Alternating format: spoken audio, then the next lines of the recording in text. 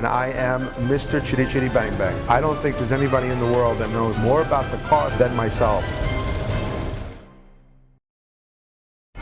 Tony Garofalo, a retired New York City cop, has fulfilled his lifelong dream of building his very own replica of Chitty Chitty Bang Bang, and his love affair with the film began at the age of 4 when he attended the movie's premiere.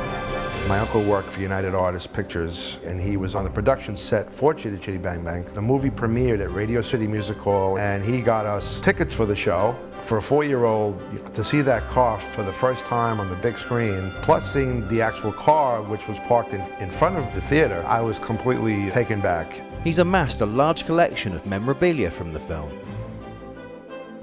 This costume was actually worn by Dick Van Dyke in Chitty Chitty Bang Bang. And here's a photograph of myself standing next to Dick Van Dyke. I actually flew out to Los Angeles and I was able to spend some time with him. But his prized possession is the car, which he built himself. Prior to 2010, I did a lot of research. I must have watched the movie at least 200 times, freeze-framed it for certain angles of the car. 2010, I really buckled down and decided I was going to find a car that had to be a right-hand drive. I didn't want to buy a car that was beautiful because I had to tear it apart, and essentially I had to build everything I needed to make the car look like Chitty Chitty Bang Bang. It was built on a 1914 Overland, so this car is over 100 years old. Certain parts are old and vintage. Tail lights are actually period lights from the early 1900s. This is off a Mercedes, an old, early 1900s. Very, very hard to find, very expensive. Wheels are original, and they're made of wood, and they're period wheels. I'm sure if we submerge this car into the water, it would probably float for a while, because it is actually made like a boat. The woodwork alone took a couple of years to do. 95% of the car itself has been fabricated. This pump system here is purely cosmetic. The gauges, some of them work. It weighs a lot, but not as much as you think. You're roughly at about 2,800 pounds, which is a little over a ton. Chitty Chitty Bang Bang car is most famous for the flying sequences and the fact that it had wings. So you want to give it a whirl, and we'll see if Chitty wants to fly?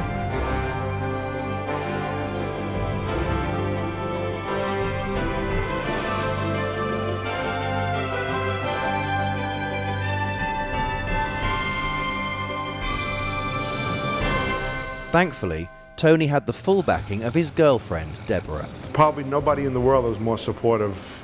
My girlfriend says that I don't actually spend enough time on the car. She said, keep going, whatever needs to be done, because it's going to be gorgeous. The car is absolutely incredible. Tony is the kind of guy who is absolutely committed to whatever it is that he does. When you're working on something that's your passion, what's better than that? I've never seen anything like it. It's extraordinary.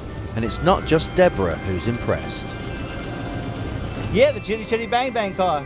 Never seen anything like that on Long Island. Turned around just to take a look because it's quite unique. Don't have a place to keep it, but I would love to have one. So, how much did it cost?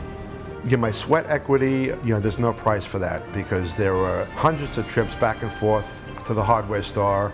I flew out to Los Angeles to see one of the original cars, labor and resourcing and travel at least $100,000. And you know what? When you see the car, it is spectacular. It's gorgeous and well worth it. But no matter what its potential resale value might be, Tony doesn't want to part with it.